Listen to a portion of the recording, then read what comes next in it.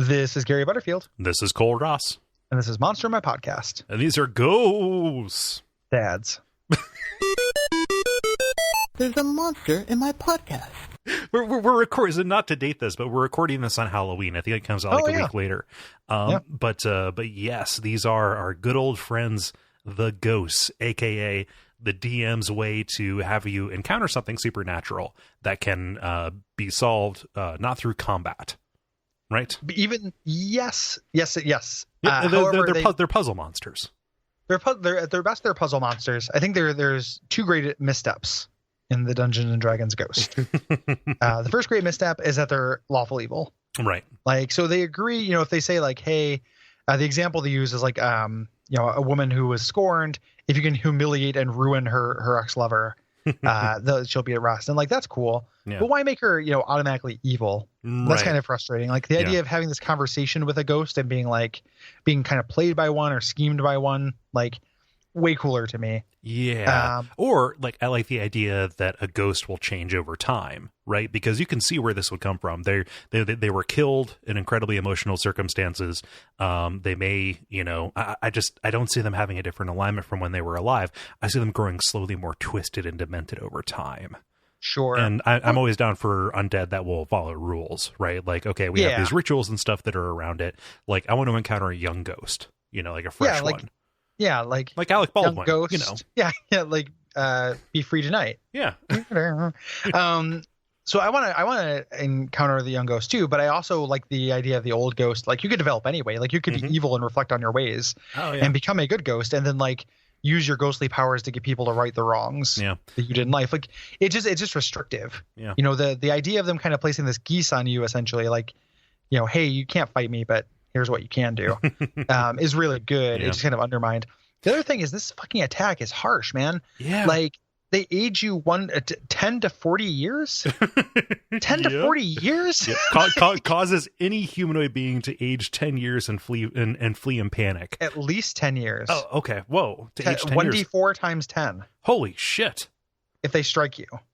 So, like, if they hit you, okay, you could be 40 years older instantly. So the cost of entry, like when you see a ghost, ages you 10 years right away and you flee in panic, then it can come up and age you another 40 years? You could be 50 years older than when you first met this fucking ghost. Right. Give me a break. Like, that's too much, Gygax. Way too much. You're out of your goddamn mind.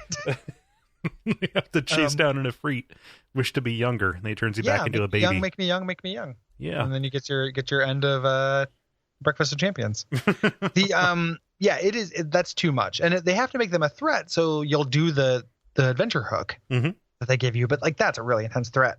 Yeah. Also, the labored prose at the end of this entry, like the ecology section. Did you read this? Yeah, of course I did. This is 2 paragraphs of absolute nonsense. Like, in the context of this game, this makes no sense. The dreadful fear caused by the ghost, which ages a victim 10 years, is not well understood by the common man, who often ascribes it to the fact that the ghost is quote-unquote dead. If this were the case, then certainly skeletons and zombies would have the same effect, which they do not. How perplexing. Common folklore further confuses this fact by relating details of the ghost's physical form, the classic example being the headless horseman, thought by many to be particularly frightening simply because it has no head. Oh, is that why?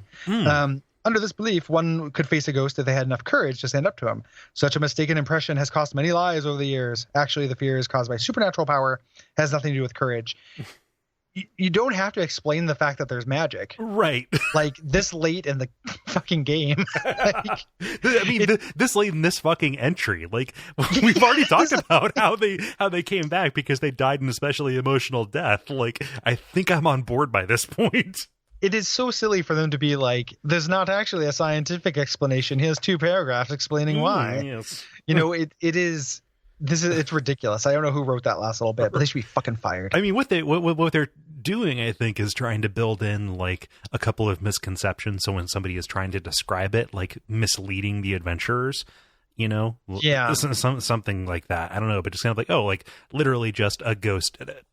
But any adventurer who has done anything would just be like, the other day my friend got fucking turned to stone by looking at a chicken. Yeah. If you tell me this thing, but you used, your driver's license says you're 20, I'm gonna goddamn believe it, Grandpa. Gary, before we end this, can I just ask you a question? Yeah. Don't you think that Marley and Me sounds like a great name for a Christmas Carol remake? That's pretty funny. Okay. Yeah. Good job. Brought to you by our backers at patreon.com/DuckFeed.tv.